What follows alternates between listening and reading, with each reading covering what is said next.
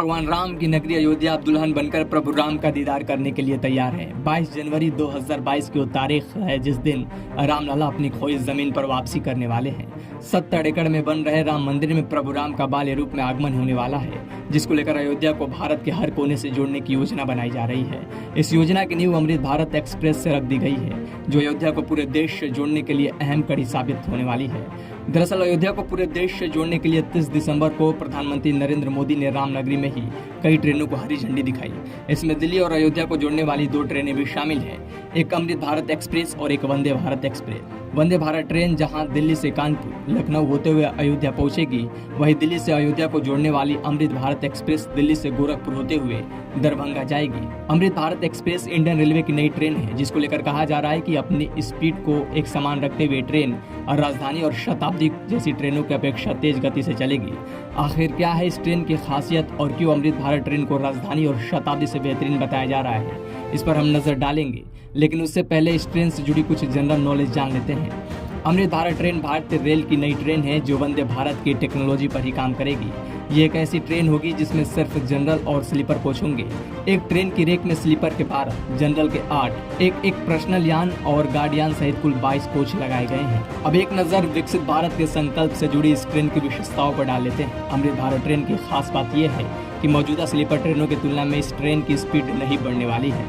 इसके बावजूद ये ट्रेन यात्रियों को अपने गंतव्य के अनुसार और अन्य ट्रेनों की अपेक्षा जल्दी पहुंचाएगी।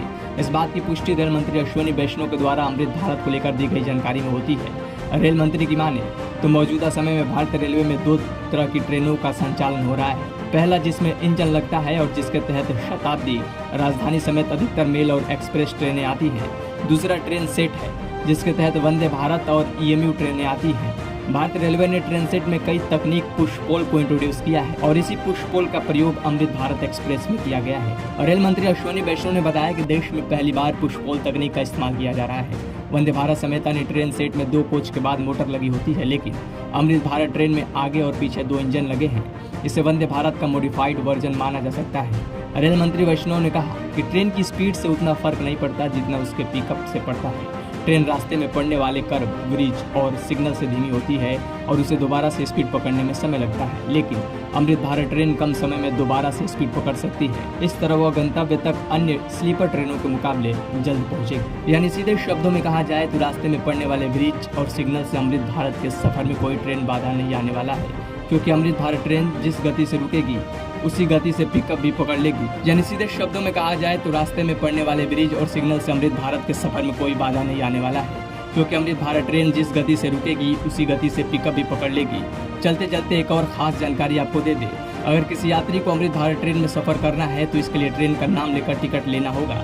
ऐसा इसलिए किया गया है क्योंकि जहां ट्रेन के लिए किराए में अंतर है, वही टिकट पर भी अमृत भारत लिखा हो सकता है। ब्यूरो रिपोर्ट, दी राजधानी।